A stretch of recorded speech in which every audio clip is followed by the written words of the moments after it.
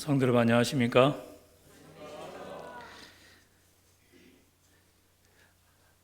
제가 이제 올해 목회를 이제 31년 차로 접어들고 있는데요.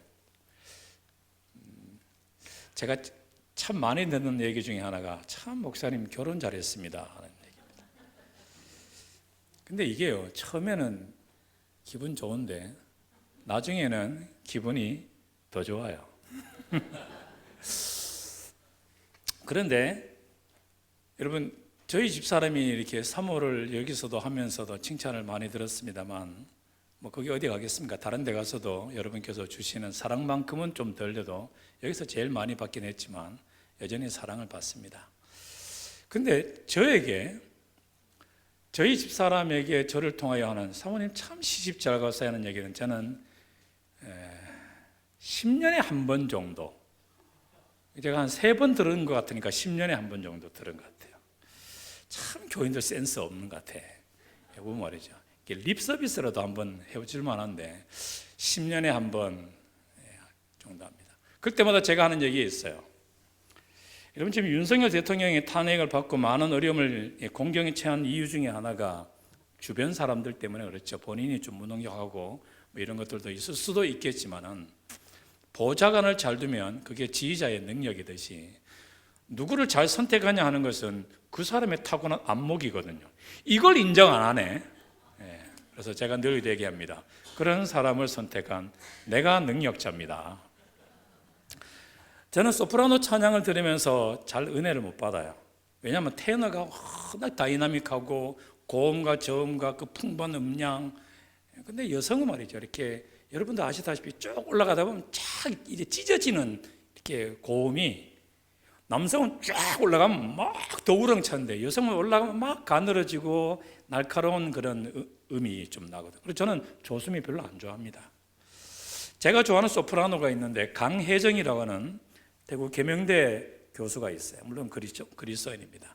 여러분 혹시 유튜브에 강혜정 쳐보면 열린 음악회나 뭐 해가지고 많이 나와요.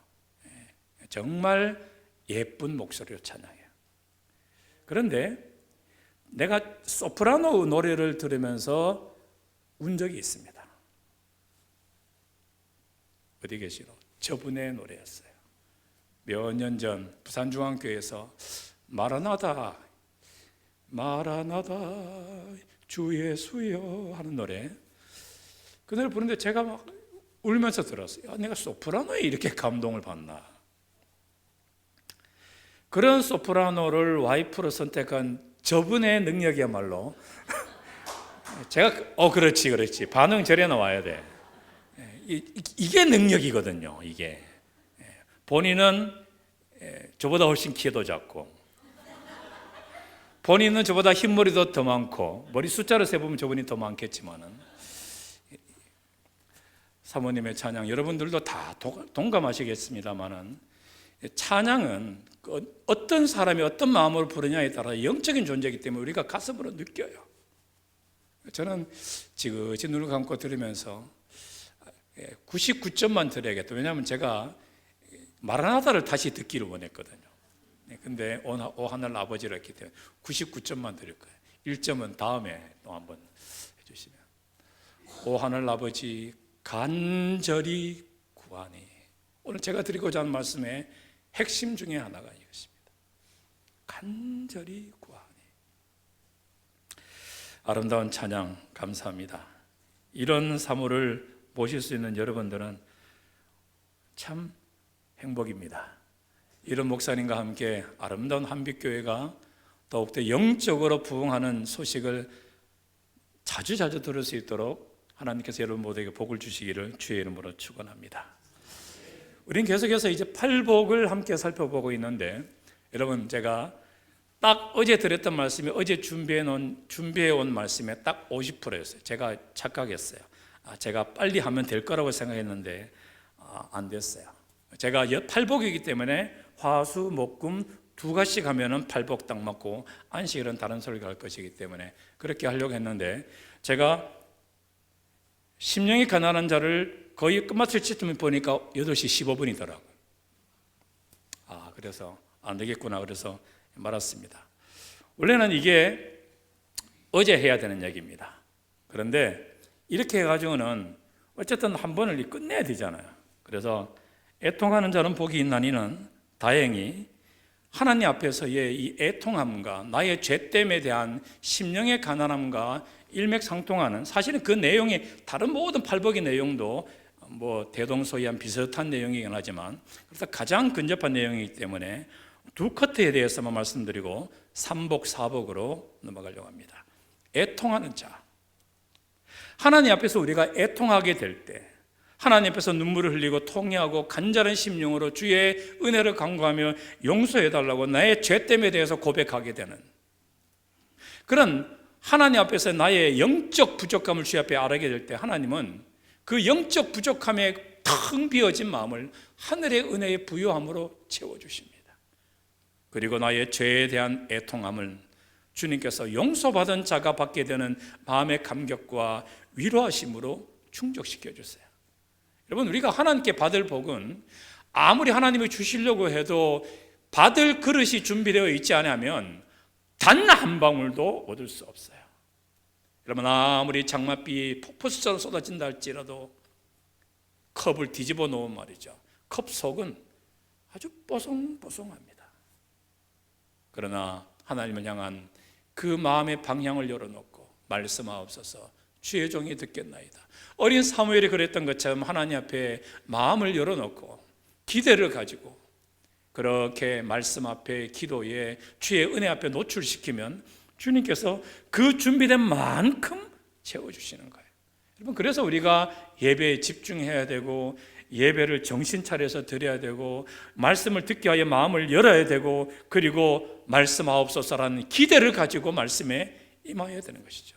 마음의 팔짱을 딱 끼고, 그래, 정 목사가 10년 만에 뭔 설교를 하나 들어보자, 이렇게 허리를 딱 제키고, 물론 마음의 허리를 딱 제키고 이래 보면 말이죠, 절대로 마음의 감동이 있을 수 없어요. 왜냐하면 아이고 저기서 말이 실수가 나왔네, 아이고 저건 또 저렇네 라고 판단만 하게 될 것이기 때문에.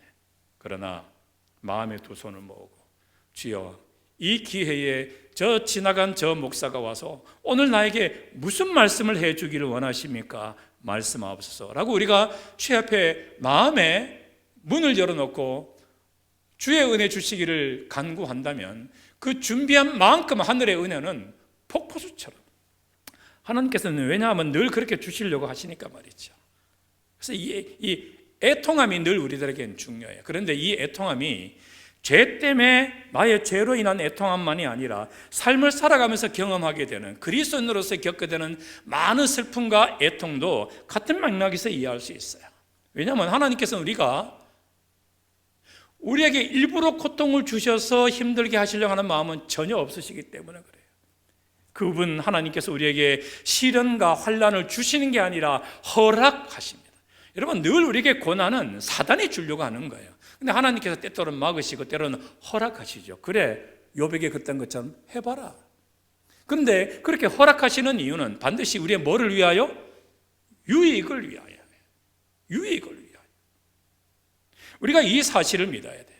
때로는 감당하기 심히 어렵고 가혹하게 보이는 시련이라 할지라도 그것을 일단 하나님에 대한 신뢰의 믿음으로 받아들여서, 주여 도대체 내게 이 상황을 뭘 말씀하시려고 허락하셨습니까? 라고 기도하면서 나아가게 되면 먼 훗날 뒤를 돌아보면 그때 내 걸어온 길이 하나님의 정말 대단한 축복이었음이 판명될 것입니다. 근데 우리는 그 시절에 그 고난이 힘든 것이죠. 그 눈물 흘림이 아주 짜증나는 거예요. 그게 싫은 것입니다. 그래서 주여 사라지게 하옵소서, 없어지게 하옵소서 하지만 우리는 자주자주 기도해야 됩니다. 어떻게 해요? 이기게 하옵소서, 넘어서게 하옵소서, 돌아가게, 피하게, 이게 아니라 주여 이것을 이길 수 있는 하나님의 능력을 주옵소서라고 하나님 앞에 더 적극적으로 기도해야 한다는 것이죠. 세상의 쾌락을 앗아가는 혹독한 재난이 오히려 우리로 하여금 우리의 눈을 하늘로 향하게 하는 수단이 될 수 있어요. 이 거센 풍랑 까닭에 우리가 더욱더 하나님 앞에 간절히 기도하게 되고, 그래서 우리의 믿음의 배가 하늘 폭에 더 속히 도달하게 될 수 있다는 것이죠. 그래서 슬픔을 당하여서 예수 안에서 위로를 혹은 그때의 상황을 통하여 예수를 알지 않아 있으면 평생 가도 예수 거들떠 보지도 않았을 어떤 사람들이 이 자리에 있을 수 있다는 것입니다. 아유, 내가 그때 그 사람을 만났기 때문에, 내가 그때 그 어려움이 있었기 때문에, 내가 그때 그 죽을 뻔했던 고난을 한번 겪었기 때문에 그때 내가 기회를 얻어가지고 예수를 알게 됐는데, 아이고, 주의 은혜로 하나님께서 이 재림교회 안에 있게 하셨네. 제가 그걸 기억합니다. 저는 저희 아버지가 아니기를 기대했다는 얘기를 한 번은 여러분에게 드렸어요. 왜냐하면 저는 정시로 태어나고 저희 아버지의 성함이 정기자 헌자인데, 저는 저희 아버지가 정기자 헌자로 쓰는 분이 아니기를 기대했어요. 그래서 언젠가는 다 세단을 타고 말이죠, 이렇게 이리 오라고 하면서 같은 이북 말투를 쓰는 정모 회장이 와가지고 우리 아들 어디 있느냐 이렇게 되기를 기대했었어요. 정주영 씨가 저희 아버지기를 기대했습니다. 근데 만약에 제가 정주영 씨 아들이면 오늘 제가 이 자리에 있을 가능성은 0.0000001%도 없어요. 어쩌면 오래전에 옥상에서 뛰어내린 그 몇째 아들 정 무슨 사장처럼 그 인생을 제가 걸어갔을 수도 있고, 만약에 제 삶이 만약에 풍요롭고 그랬다면 제가 예수 믿을 가능성은 그만큼 없었을 것입니다. 여러분은 어떠세요? 여러분의 삶이 풍요롭고 여러분의 자녀, 여러분의 살아온 생활이 아주 넉넉하고 꽃길이었다면 이 시간에 수요일 날 이 예배당에 앉아 계시겠어요? 지금 다른 거 하러 가야죠. 돈 쓰러 가야 되는 것이죠.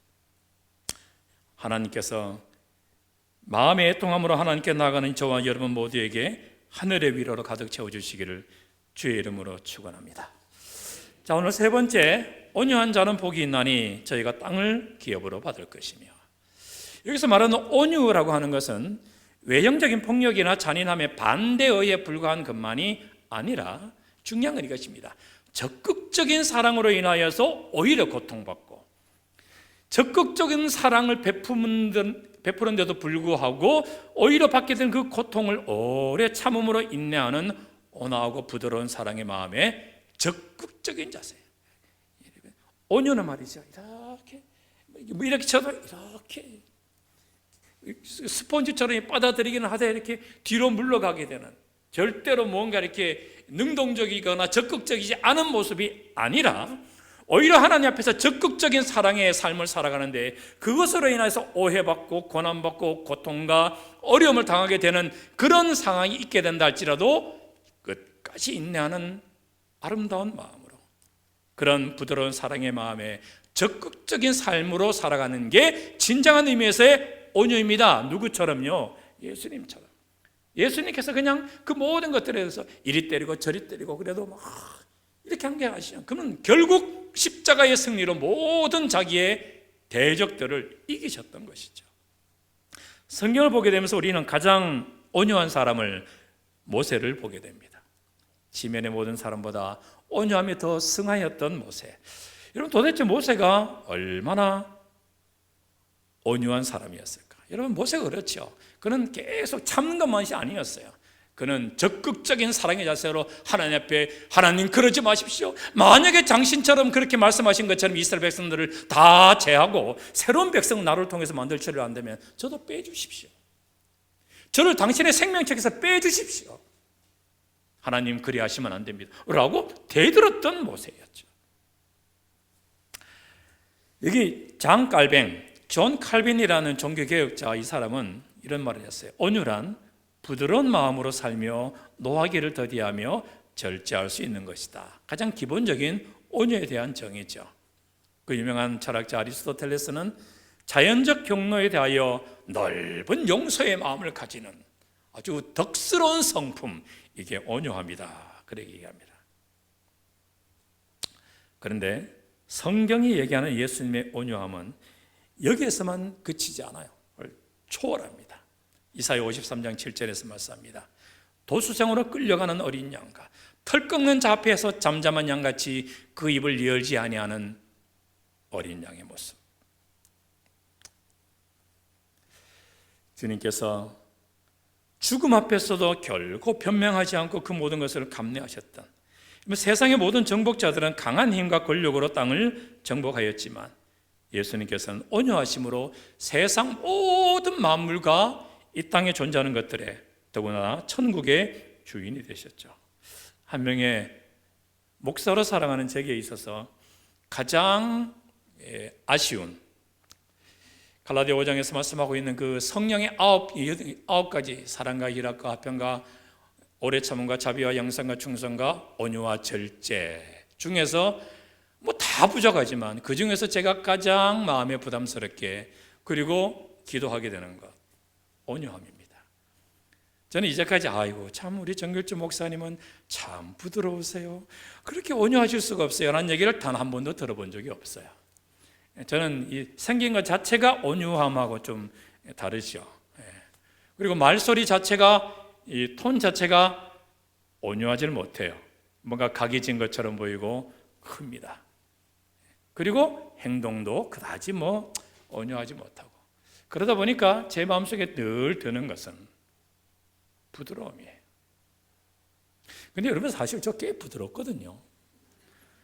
여러분 아시잖아요. 6년 동안 저 좀 겪어봐서 아시겠지만 제가 그렇게 막 와일드한 사람만은 아니란 얘기는 아니에요. 아니란 얘기는 아닌데 꼭 그렇지만은 않잖아요. 별로 동의 안 하십니까? 고기를 빨리빨리 끄덕끄덕 해야지. 저는 제 자신은 그렇게 생각해요. 물론 있지만 저에게도 닮아가기를 원하는 예수님의 그 온유함을 향해서 이제까지 걸어왔으므로 조금씩 묻어나는 그런 것들이 가끔씩 이렇게 나타나지 않을까, 그런 생각을 하게 되는 것이죠. 온유한 자를 정의로 지도하시며 온유한 자에게 그의 도를 가르치시겠다고 말씀하신 하나님, 온유함을 모든 사람에게 나타낼 것을 기억하며 아무도 비방하지 말고 다투지 말고 넓게 용서하며 모든 일에 온유함을 나타내어라. 함께 읽어보겠습니다. 오직, 시작.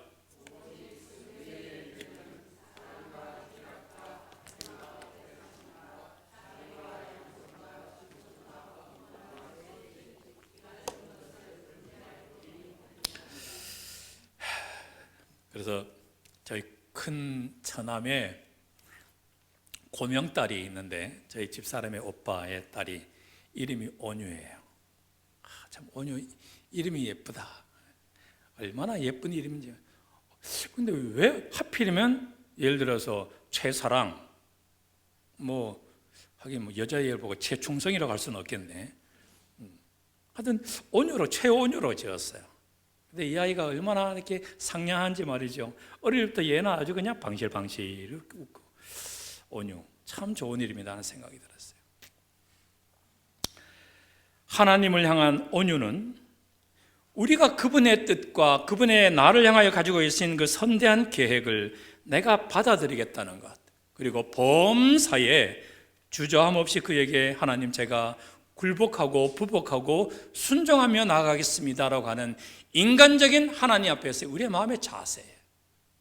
하나님 그거 저 싫은데요, 그거 노 땡큐, 이렇게 하지 아니하는 하나님 앞에서의 내 자신의 믿음의 마음 말이죠. 이런 것들 예수님께서는 당신 자신의 모습을 통하여 보여주셨어요.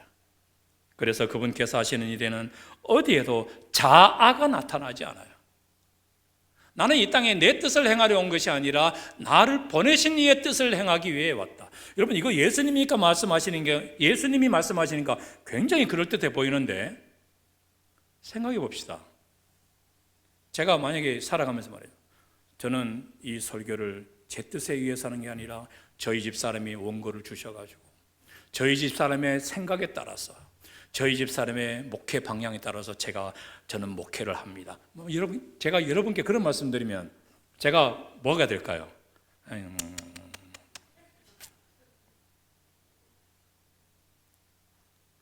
약간 극단적인 예를 들은 것일 수도 있지만, 여러분 이런 아들을 둔 엄마의 아들, 이런 아들을 뭐라고 할까요? 마마보이라고 하는 것입니다. 아주 여자애들이 징글징글해하는, 엄마밖에 모르는. 여러분, 그래서 그런 얘기가 있죠. 어느 회사에서 이 사장이 말이죠, 너무너무 자기가 막 와이프한테 시달리니까 도대체 요즘 남자들 어떻게 살아가는지, 그 자기 회사에 사람들, 남자들을 이렇게 다 사람들하고 이렇게 여자고 남자고 다 불러놓고 얘기를 했어요. 막 얘기를 하다가 특별히 남자들, 자기는 공처가가 아니다라고 생각하는 사람은 왼쪽으로, 나는 공처가다라고 생각하는 사람은 오른쪽으로 가라 그랬어요. 그래서 모든 남자들이 어디로 갔을까요? 나는 공처가가 아니다. 근데 한 사람만이 반대쪽으로 갔어요. 야, 이 사람 무슨 생각일까 싶어가지고 이 사장이 말이죠, 희한한 거라, 저 한 놈은. 모든 사람들이 다 이래 가는데 한 사람은 이래 가는 거예요. 그래서 물었어요. 너는 왜 도대체 혼자 갔느냐? 그랬더니 이 남자가 하는 얘기가, 오늘 아침에 우리 집사님이 출근하는데 모든 사람들이 많이 가는 곳에 가지 말라 했다고. 여러분, 예수님은 말이죠, 하나님께서 가르쳐 주신 대로만 살기 위해서 오셨어요. 파파보이예요. 아주 지독스리 파파. 우주 역사를 통하여 이런 파파보이는 없어요. 하나님께서 이렇게 하라고 했기 때문에, 하나님께서 이런 말을 하라고 했기 때문에, 하나님께서 이런 생각으로 이런 기도를 하라고 했기 때문에, 그래서 말이죠, 자기 마음속에 있는 것을 막 하나님의 피땀 흘리면서 기도했어요. 그리고 마지막에 무릎 툭툭 털면서 일어나면서 뭐라고 했다고요? 그러나 아버지 뜻대로 하시옵소서. 이게 예수님의 삶이었어요. 예수여, 내가 창조한 자를 위하여 너는 가서 가장 비참한 죽음으로 죽어라. 도수장으로 끌려가는 양 앞에서도 예수님은 예 하고 그냥 갔다는 것이죠. 그래서 요한복음 17장에서는 아버지께서 내게 하라고 주신 일을 내가 이루어 아버지를 이 세상에서 영화롭게 하였나니. 여러분, 얼마나 많은 경우에서 우리는 우리 자신의 이름을 영화롭게 하려고, 그렇기 때문에 주님이 하시는 이 말씀, 내가 마음이 온유하고 겸손하다. 여러분, 사실 이런 말을 했다는 것 자체가 이분이 겸손하지 않다는 얘기잖아요. 나는 겸손하기 때문에 나를 따라오라는 얘기 자체가 겸손하지 않다는 말이야. 그죠? 근데 우리는 아무도 이의를 제기하잖아요. 맞아, 예수님은 겸손해, 이분은 온유해. 왜냐하면 그분은 그 삶을 보여주셨기 때문에. 그리고 주님께서 우리에게 결정적으로 하신 말씀, 너는 네 자신이 없는 것처럼 생각하고 너의 생각을 드러내지 말고 나를 섬겨라. 누구든지 나를 따라오려거든 자기를 부정해라. 우리가 자랑으로 여기는 자립, 자존. 여러분, 이거 우리 아이들한테부터 그러죠. 네가 몇 살인데 말이야, 네 스스로 이것도 못하고 젓가락질도 못하고, 네 나이가 몇 살인데 지금 아직까지도 20살이 넘어가지고 장가를 시집을 가서도 아직까지 이걸 네 혼자 힘으로 못하고, 우리는 이렇게 얘기하잖아요. 근데 성경은 우리들에게 예수의 생애를 통하여 말씀하시기를, 너는 양말 하나 고르는 것조차 너는 하나님께 물어라. 그래서 제가 대학생 할 때부터 혼자 쭝얼쭝얼 거립니다. 안식일에도. 하나님, 이번 안식일은 이 양말 신을까요? 이 런닝 입을까요? 물론 저는 늘 그렇게 하면서도 제일 앞에 있는 것만 신어요. 그런데 안식일에는 특별히 고 있는 것 중에서 제일 좋은 양말, 발목이 꼬무줄에 안 늘어난 탱탱한 양말. 저는 안식일에만 입는 양복이 따로 있어요. 안식일에만 차는 넥타이가 따로 있습니다. 그날은 그 안식일에 그 양복과 그 넥타이 딱 그때만 입는. 우리는 나이가 들면서 스스로가 뭔가를 해야 되는 것에 대해서 굉장히 어른스러움을 느끼고 또 어른스럽게 살아가라고 얘기하지만, 여러분, 성경은 아니에요. 자립과 자존을 우리가 그렇게 자랑스럽게 얘기하지만은 이건 하나님 앞에서 그다지 좋은 게 아니다. 뭐든지 하나님. 여러분, 만약 우리가 10이면 10, 100이면 100 모든 것을 하나님께, 하나님, 제가 지금 교회를 갈까요, 말까요? 하나님, 내가 오늘 반찬을 뭐부터 이걸 먹을까요, 저걸 먹을까요? 하나님, 내가 지금 저 사람 만났는데 이 얘기를 할까요 말까요? 하나님, 내가 지금 막 언짢은데 이 얘기를 저 사람한테 쏠까요 말까요? 하나님, 제가 하나님 앞에서 헌금을 어떻게 할까요 말까요? 이 모든 것들에 대해서 하나님께 여쭤보며 살아간다면 그 사람의 생애가 어떻게 될까요? 여러분, 이거는 천지가 뒤집힐 것입니다. 아니, 자기 생애의 천지 말입니다. 나라고 하는 신앙의 그 틀 안에 있는 나는 완전히 다른 사람이 될 거예요. 그만큼 변해가기 위해서 노력하고 여쭤보면서 살아온 만큼의 우리의 생애가 이 정도고 지금 이 정도이신 것입니다. 사람들은 자기 과실을 언제나 이것을 위해서 살아가요. 이기심과 교만과 지배욕, 이것들이 그리스도를 마음에 품고 배우고 살아간 사람은 멀리하게 된다는 것이죠. 얼마나 이게 참 부담이 되는 얘기죠. 정말 도전되는 얘기입니다. 특별히 그리스도의 발 아래 앉는 것을 가장 큰 자리에, 영광스러운 자리에, 높은 자리에 앉는 것으로 생각하는 믿음. 한 해도 거르지 않고 매해 작년 11월까지 30번에 걸친 선거위원회에서 올해는 그냥 가나 그랬는데 단 한 번도 예외 없이 그냥 이렇게 한 번도 이의 없이 지나간 적은 없는 교회 선거위원회 결과 발표. 하나님께서 내게 주신 직분, 이건 나 도저히 힘들고 날 이런 걸 시키고 이런 것 없이 주신 직분에 하나님 감사합니다. 선거위원을 통해 나에게 이렇게 주셨군요. 한 번도 그런 적이 없는데, 제가 꿈꾸는 건, 제가 이제 목회 올해까지 7년 남았거든요. 앞으로 남은 7년 동안 중에 한 해라도 정말 어떤 이유도 없이 하나님, 교회 선거위원을 통해서 내게 이런 자리를 주셨군요 라고 해서, 제가 우리 현백교회 있을 때도 그랬잖아요. 선거위원회 끝나면 제가 1시간 동안 저 목회실 밥을 안 먹고 기다리고 있어요. 대신 개인적인 얘기에 대해서 아무도 얘기하지 말고, 만약에 반대하고 안 하고 싶은 사람이 있으면 내 밥 안 먹고 있을 테니까 오시라고. 그럼 매해마다 왔어. 여기 계신 분들 중에서 오신 분 계시죠? 있어. 뭐 그걸 탓하는 게 아니에요. 근데 이게 다 우리의 마음에 부담되니까. 근데 주님께서 내게 주신 것이 가장 좋은 것임을 받아들이는 마음. 저는 우리 한빛교회 성도님들이 주님 안에서 그런 성도로서 더욱 아름답게 살아갈 수 있게 되기를 주의 이름으로 축원합니다. 그런 하나님 안에서의 적극적인 사랑으로 살아가는, 그래서 모든 어려움을 인내로서 감내하며 살아가는 그런 온유한 사람은 복이 있나니 어떻게 될 것이요? 땅을 기업으로 받을 것이요. 땅은 마태복음에 참 많이 나오지만 주님께서 얘기하는 그 땅은 새하늘과 새 땅이에요. 근데 새하늘과 새 땅에 살 사람은 하나님 안에서 잘 살아가는 사람이죠. 재림연선에 갔더니 누군가가 이 살자 살아 그래. 지금은 없습니다만 기도문이나 이런 것들을 막 파일로 계속 누적시켜서 몇 년 동안 각 방마다 나눠서 복사해가지고 그럴듯한 간증문이 이런 것들은 이렇게 쌓아놓은 적이 있어요. 그때 제가 뒤적거리다가 그냥 큼지막하게, 근데 살자 살아, 열심히 살고 싶었나 봐. 그런데 그 밑에 한자가 이게 있었죠. 나 자신을 죽이고 나 자신을 죽이자. 참 이게 이런 걸 워드플레이, 말장난이라고 얘기하는데 정말 제게는 감동이었어요. 나 자신을 죽이고 나 자신을 사는 것이 살아보자라고 하는 참된 구호가 되는 것입니다. 하나님 안에서 우리가 그리스도를 마음속에 거하는 나의 주인 혹은 손님으로 영접하게 될 때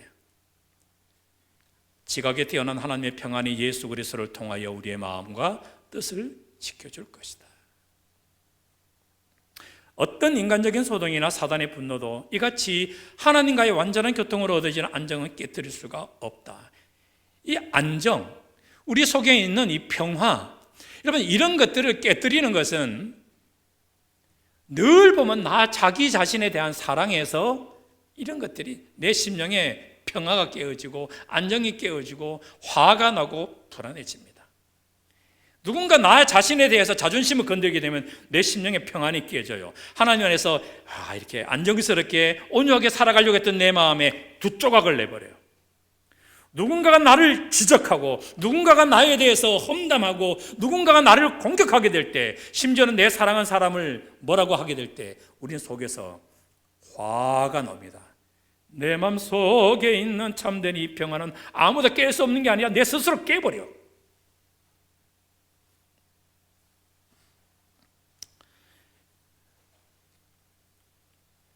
안 깨어지는 사람이 있죠. 자기 평화가 절대로 어떤 요구로도 안 깨어지는 사람이 있어요. 그런 사람은 뭐라고 할까요? 죽었다 그래요.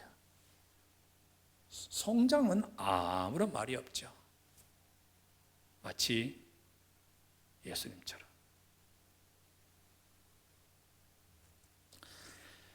그래서 고린도전서 13장에 나오는 사랑의 첫 번째 조건은 이거 기억나십니까? 제가 몇 번 강조했는데, 그죠? 제 자신도 잘 안 되지만 우리 함께 해봅시다 그래가지고 한 5초 이상 10초 이상 끌은 적 한 2번 있잖아요. 사랑은 언제나 오래 참고. 얼마나 참고? 오래 참고. 최 집사님, 얼마나 참고? 갑자기 이름이 생각 안 나네. 김은영 집사님 그 동생 이름이 뭐예요? 윤철이.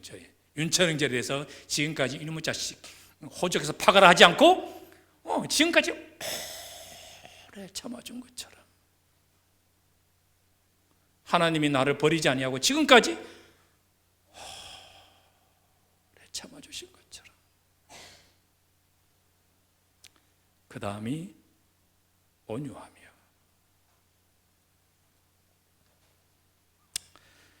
하나님 안에서 오래 참는 온유한 백성.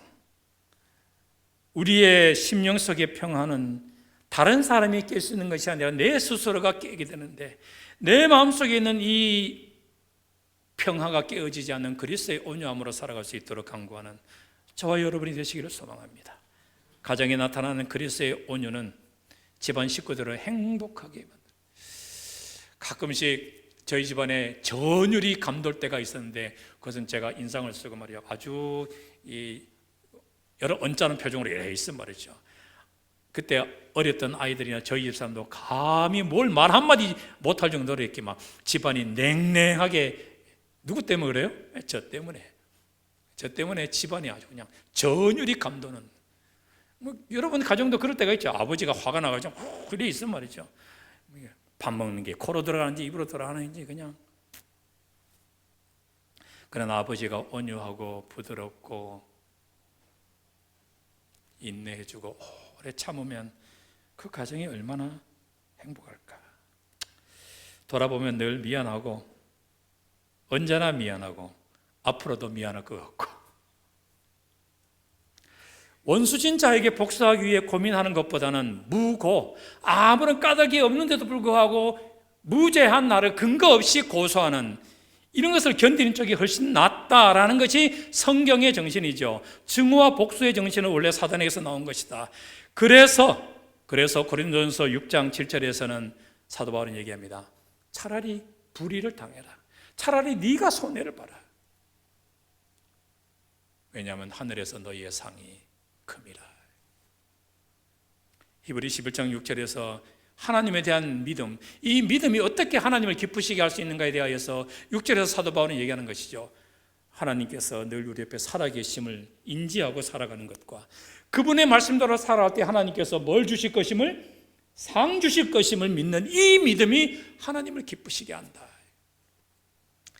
막 분통이 나와요. 내가 한마디만 열면 내가 속이 시원하고 막 저걸 그냥 콧대로 콱 눌러가지고 내가 납작하게 해줄 수 있는 결정적인 게 있는데 참는 거예요. 그냥 내가 손해보고. 왜냐하면 그래야 교회가 안정하고 내 가정이 안정하고 그 사람의 심령이 이 다음에 돌이켜봤을 때 숯불을 올려놓은 것처럼 뜨뜻해져서 스스로 돌이킬 수 있는 기회를 주는 것이니까. 그리고 무엇보다도 싸우지 마라 눈물로 호소하시는 우리 어머니, 우리 아버지, 이분이 중재하시면서 네가 참아라. 네가 참아라. 그래, 안다. 네가 참아라. 라고 하시는 그 아버지가 계셨어. 그래서 참았을 때 아버지가 고맙다 아들아, 고맙다 딸아 해주실 때 그 나를 향해 아버지께서 가지고 계실 그 고마운 마음, 차라리 네가 속아라. 여러분, 분명한 것은 우리는 주님 오시기 전에 이런 수준에 오를 수 있도록 정말 주의 앞에 노력하며 살아야 한다는 것입니다.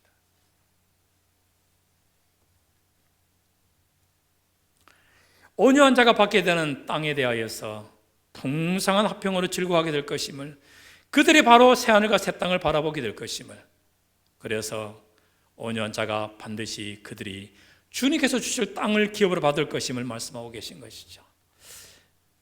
저는 확신하고 간절히 소망하기는 우리 삼천포 한빛교회 모든 믿음의 성도님들이 이 다음에 세월이 더 지난 다음에 10년이 아니라 20년이 더 지난 다음에 여러분의 자리를 이어서 이 자리에 앉아 계실 그 어떤 우리의 믿음의 후배들, 후손들이 여러분이 앉으셨던 그 자리를, 여러분들을 추억하면서 그래, 그분 참 온유하셨어. 그분 참 오래 참아주셨어. 그분은 참 무고를 본인의 속는 것으로 감내하며 잘 인내해 주셨어. 하나님 앞에 감사함으로 저와 여러분들을 회상할 수 있는 그런 우리 모두가 되시기를 주의 이름으로 간절히 축원합니다. 자, 저에게 주어진 시간이 많아야 15분인데 그래도 오늘 또 마지막, 어제보다는 10분 일찍 마쳤으니까 빨리 해봅시다. 자, 네 번째가 의에 줄이고 목마른 자는 복이 있나니. 이게 사실 이것도 심령이 가난한 것과 일맥상통하는 것입니다. 이런 것들은 넘어가고요. 문제는 의에 배부르고 또 의로운 사람이다라고 하는 때 이 여기 나오는 의라고 하는 것에 대하여 헬라인들이 가지고 있었던 이 신약 성경은 그리스어 헬라어로 되어 있으니까 이 헬라인들이 가지고 있었던 의에 대한 개념은 말이죠, 딱 인간적으로 정해놓은 틀에 딱 맞으면 이게 의로움이었어요. 적법, 합법, 이게 의롭다라고 했다는 것이죠. 그런데 유대인들에게 있어서 그 의로움은 뭐냐? 그 합법, 적법이라는 것이 유대인 전승에 맞으면 이게 의로웠던 것입니다.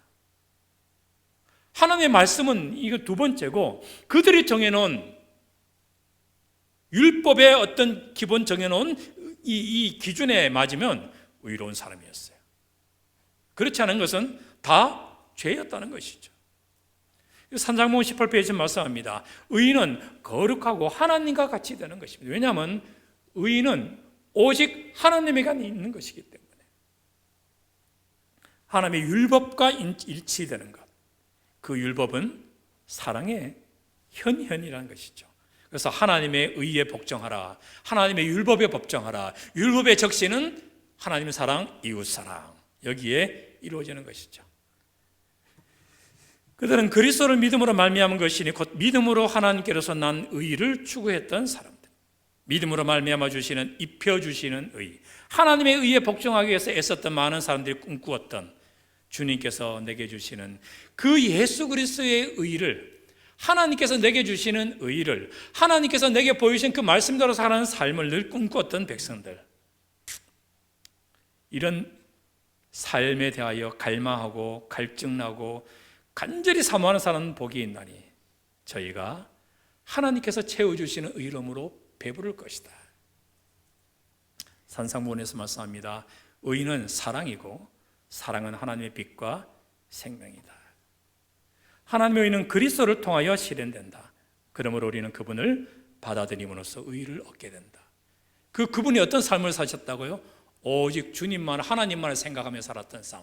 그 주님의 삶의 모습을 내가 그대로 받아들이게 될 때 우리는 그분을 통하여 하나님을 바라보게 되고, 그분을 받아들임으로 하나님의 의가 내게 들어와서 의롭다라는 칭의를 얻게 된다는 것입니다.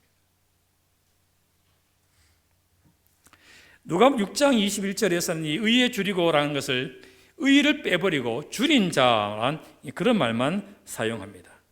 그러나 마태복음에서는 그냥 줄인 게 아니라 의에 줄이고 라고 하는 단어로 조금 더 자세하게 설명하고 있는 것이죠. 의에 줄인다라고 하는 이 심령의 줄임, 의에 대한 이 목마름, 이런 것들은 하나님 앞에서 주의 주시는 의를 갈망하는 자들이 예수님처럼 닮아가기를 원하는 사람들에게 있어서 반드시 필요한 조건이에요. 여러분, 여기에 제가 필요 조건과 충분 조건이라는 말을 썼습니다만, 하나님 앞에서의 이 의에 대한 갈망은 필요 조건일까? 충분 조건일까? 하나님의 의에 대한 이 갈망함이 하나님의 의를 얻는 데 있어서 반드시 있어야 되는 필요한 조건일까? 그것만 있으면 충분한 조건일까? 이게 좀 헷갈리는 말이죠. 그러면 운전면허를 통해서 보면 돼요. 운전면허는 운전을 잘함에 있어서 꼭 필요한 조건일까요? 그것만 있으면 충분한 조건이 될까요? 필요 조건이죠. 바로 여기에 대한 제가 드리고자 하는 아까 서두에 드렸던 말씀이 간절함입니다. 하나님의 의에 대하여 정말 얻기를 원하는 간절함. 여러분, 이것은 필요 조건이에요. 간절함만 있다고 해가지고 하나님의 의를 얻을 수 있는 건 아니죠. 간절한다면 반드시 거기에 따른 행동이 따라야 돼요. 목사로서 운동을 함에 있어가지고 혹은 다른 걸 함에 있어가지고 살아가는 삶의 여러 가지 취미를 하든지 심지어는 적금을 넣든지 이런 것들이 다다잡히 넉넉하진 않아요. 때로는 좀 이렇게 쪼달리기도 하고. 그래서 저는 제가 이제 축구를 접었다 그랬잖아요. 한 14, 15년 전에. 저는 정말 공을 잘 차고 싶었어요. 그래서 정말 잘 차는 이 공을 좀 잘 차고 싶어서 제가 옛날부터, 그래서 요즘같이 유튜브 같은 게 그때 있었으면 제가 유튜브를 아주 뚫어지게 봤을 거예요. 그런데 이거 배울 때도 없고, 그래서 운동장에 가서 실제로 하면서 배웠거든. 그런데 이제 축구를 그만두기 한 6, 7년 전에 제가 이제 배드민턴을 또 시작했거든요. 근데 배드민턴은 배울 때가 있는 거예요. 실제로 하면서 옆에서 보고 말이죠. 레슨도 막 하고. 그런데 레슨비가 이게 제 한 달, 3달 용돈 레슨비가. 그래서 이게 안 되겠다 싶어서 제가 이렇게 한 게임 끝나고 난 다음에 앉아가지고 말이죠. 다른 사람 땀 닦고 있을 때 아주 눈이 뚫어지게 쳐다보는 거예요. 저기서는 헤어핀이라는 것을 이렇게, 저기서는 스매싱을 하는구나. 저기서는 다다닥 가서 이렇게 살짝 올리는구나. 머릿속으로 했다가 이제 가서 해보는 거예요. 왜냐하면 저는 배드민턴을 정말 잘하고 싶은 간절함이 있었어요. 그런데 결국은 제가 지금 요 수준까지 못 올라요. 왜냐하면 돈을 많이 투자해서 제대로 배운 사람하고는 극명한 차이가 있어요. 그런데 제가 레슨을 안 받고 이 정도까지 왔다고 하면은 제가 다니는 동호회, 여러분 앞에서 좀 척해도 되죠. 제가 좀 배드민턴을 좀 칩니다. 좀 많이 좀 쳐요. 강국근 장로님 그 이후로 제가 좀 더 많이 칩니다. 제가 시대에도 나가고요, 전국대회도 나가고요, 종종 금메달은 안 하고 1등 상도 타고 제가 라켓도 많이 땄습니다. 많이 나눠줬어요. 근데 거기까지. 저보다 탁월하게 잘하는 사람이 얼마나 많은지 몰라요. 그런데 제가 거기까지 딱 올라갈 수 있었던 단 하나의 조건이 있었다면 간절함입니다. 제가 얼마나 잘하고 싶었는지 몰라요. 그래서 저녁에 운동하고 나서 집에 들어오 말이에요. 혼자 막 생각하는 거, 그때 헤어핀을 할 걸, 그때 스매싱을 할 걸. 죄송합니다, 목사가 막 40대 초반 때 그래요. 오기 전에 그랬어요. 그리고는 그 다음에 가서 또 그렇게 또 쓰는 거예요. 제가 간절함만 가지고 그 다음에 가서 연습을 하거나 운동을 하지 않았으면 아무것도 없습니다. 근데 여러분, 대체로 우리가 신앙을 하면서 이런 간절함은 생겨요. 한 말씀에 감동적인 것이나 혹은 어떤 뜨거운 어떤 내용들을 듣게 될 때 마음에 뜨겁지 아니하냐 이런 마음에 감동이 일어납니다. 그런데 문을 열고 나서는 순간 온도차가 훅 떨어져요. 왜 그럴까요? 뭔가를 함에 있어서는 굉장한 투자가 필요합니다. 굉장한 투자가 필요해요. 선천적으로 운동을 잘하고 선천적으로 공부를 잘하는 사람도 있죠. 근데 정말 잘하기 위해서는 선천적으로 타고난 머리, 타고난 재능이 있다 할지라도 제대로 열심히 하지 아니하면은 중간쯤 좀 하는 쭉 들다가 말아버립니다. 왜 우리가 신앙 안에서 예수님처럼 닮아감에 있어서 왜 그토록 자주 실패할까? 왜 정결절은 이 상태에서 더 이상 안 되는 것일까? 제가 말씀드린 그 간절함, 그 이상으로 뛰어넘어야 될 하나님 앞에서 내가 살아가는 삶의 행동의 모습들이 너무 투자하기에는 힘들거든. 눈물겹도록 인내해야 되고, 속이 뒤집어지도록 참아야 되고, 너무 아까운 것들을 내가 기꺼운 마음으로 내놔야 되고, 내 시간을 쪼개야 되고, 그러기에는 세상에서 내가 해야 할 일이 너무 많은 것처럼 보이는 것입니다. 그런데 우리는 하나님 앞에 기도합니다. 오직 하늘 가기를 마음에 원하지 덜해. 우리가 주의 앞에서 간절함이 있어야 됩니다. 어떤 간절함이요? 영의 주림. 하나님이요, 제가 정말 하나님 앞에 죄송합니다.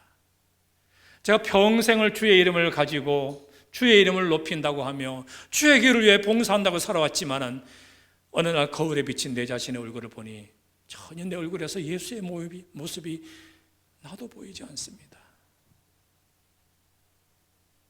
돌아봅시다, 여러분.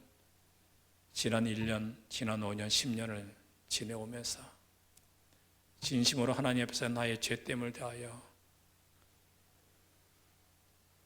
간절한 마음으로 눈물을 흘리고 주의 은혜를 간구하며 울었던 적이 몇 번이나 있으십니까? 내가 하나님 앞에서 내 심령의 이 평안함이 깨어지는 죄된 그 애통함으로 내 심령에 이렇게 살아도 되라고 했던 그 평안이 깨어진 적은 얼마나 있으며, 그 반대로 다른 사람이 내게 던진 어떤 자극으로 인하여서 내 마음에 온유하게 살고 싶었던 그 마음이 아니라 교만의 마음이 툭 튀어나왔던 깨어졌던 경험이 얼마나 많이 있는지.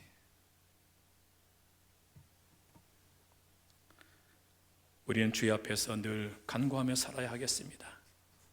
주님이여 내게 하늘의 영을 부어주옵소서. 주여 제가 주님 안에서 주께서 말씀하신 다윗의 집과 예루살렘 거민에게 부어주겠다 말씀하신 간구하는 영을 제게 허락해 주옵소서.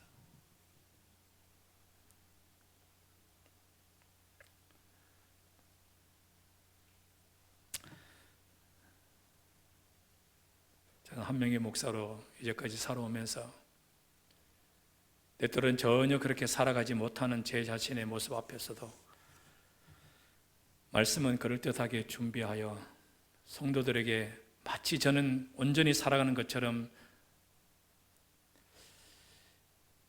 그렇게 설교했던 중간중간에 저의 삶들이 하나님 앞에 얼마나 죄송한지 모릅니다. 우리 모두가 그런 경험이 있지만 목회자들은 얼마든지 더 그런 위선 속에서 살아갈 수 있어요.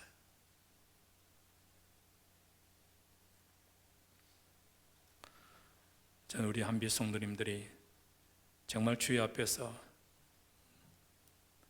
나 자신의 죄된 비참함을 온전히 바라볼 수 있도록 하나님 앞에 하늘의 영을 간구하면서 주여 내게도 주의 필요성에 대한 간절함을 허락해 주옵소서. 그렇게 기도하며 살아갈 수 있게 되기를 간절히 바랍니다. 세상의 모든 영화를 누렸던 전도자 솔로몬이 얘기했던 헛되도다라는 것이 내 마지막 숨 끊어지기 전에 나오는 것이 아니라 주의 앞에서 오늘 우리에게 주어진, 오늘 나의 삶을 통하여 이 갈급함이 채워줄 수 있도록. 여러분, 그래서 선지자 아모스는 이 세상의 마지막 갈망은, 마지막 갈증은 양식이나 무리 없는 갈증, 갈망이 아니라 하나님의 말씀을 듣지 못한 기갈이라고. 여러분, 좀 더 엄격하게 얘기하면 하나님의 말씀을 듣긴 들었지만, 여러분 사실 이 말씀이 요즘같이 이런 세대에는 조금 다른 것이 아닌가? 왜냐하면 여호와의 말씀이 너무 홍수처럼 넘쳐나요. 여호와의 말씀을 듣지 못한 기갈, 실천하지 못하는 나의 영적 상태, 이것을 위하여 우리가 함께 기도할 수 있게 되길 바랍니다. 만일 그대가 마음 가운데 어떤 부족을 느낀다면, 의에 줄이고 목마른 것 같은 생각이 든다면 하나님의 은혜고 선물이다.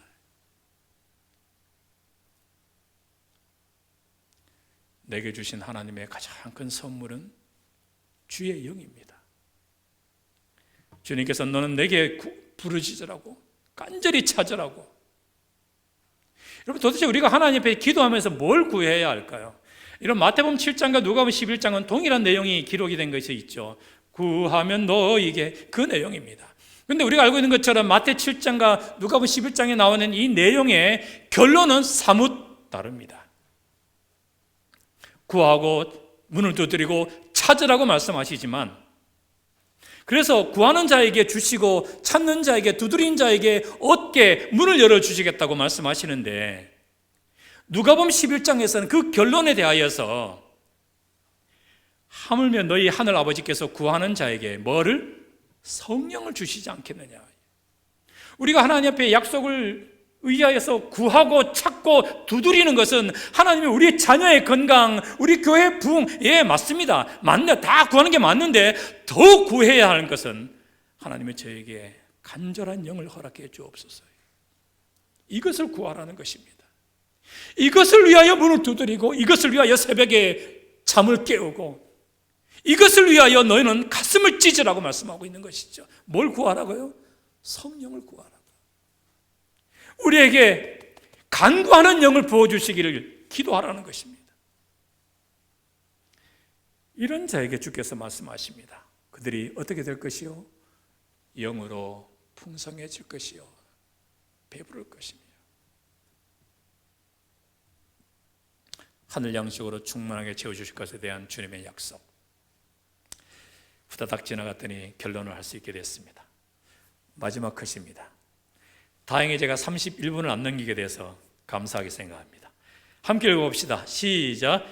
육체적 힘을 유지하기 위하여 식물이 필요한 것처럼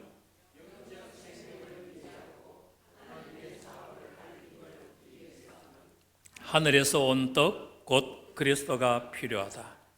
우리의 육체가 생명과 활력을 유지해주는 양분을 계속적으로 받는 것처럼 우리의 심령도 그리스도로 더불어 계속적인 교제를 나누고 그분께 순종하고 완전히 의존해야 한다. 고등학교 2학년 때 읽었던 찰스 M. 셸던 목사님의 예수라면 어떻게 할 것인가가 그렇게 살지 못한 지금까지 제 마음에 큰 아픔이긴 하지만, 그때 받았던 저의 충격은 정말 큰 망치로 뒤통수를 맞는 듯한 심령의 충격이었어요. 예수라면 어떻게 할 것인가? 예수라면 오늘 이 시간에 뭐 할 것인가? 예수라면 지금 이 상황에서 어떻게 행동하실 것인가? 예수라면 지금 나의 상황에서 내게 아픔을 주는 그 사람에게 뭐라고 반응하실 것인가? 그분께 순종하고 완전히 의존, 의지, 절대적으로 그분에게 기대며 살아가는 어린아이와 같이 하늘나라를 받들고 어린아이처럼 예수님을 신뢰하고 살아가는 믿음의 백성 우리 모두가 되시기를 주님의 이름으로 축원합니다. 하늘에 계신 우리 아버지 하나님, 저희들 여기까지 올 수 있도록 우리의 생명과 육신의 강건함 붙들어 주셔서 하나님 감사하고 감사드립니다. 아멘. 주님 이 땅에 다시 오셔서 우리 영원한 하늘나라로 이끌어 주시는 그때까지 저희들의 믿음 더욱 붙들어 주시고 함께 하실 줄로 믿사오니 아울러 우리의 건강도 지켜주시고 우리의 삶을 온전히 지켜주옵시사 오직 하나님께서 우리에게 허락하신 모든 것들 하나님의 뜻 안에서 이루어지고 주께서 말씀하여 주시는 것들 귀를 쫑긋 세우며 주께서 무슨 말씀하시든지 다 나의 유익을 위하여 주시는 것들임을 인정하고 온전히 믿는 믿음으로 하나님을 기쁘시게 하는 믿음으로 살아갈 수 있도록 함께 머리 숙인 우리 모두 위에 하나님 하늘의 은혜로 가득 채워 주시옵기를 예수님 이름으로 기도합니다. 아멘.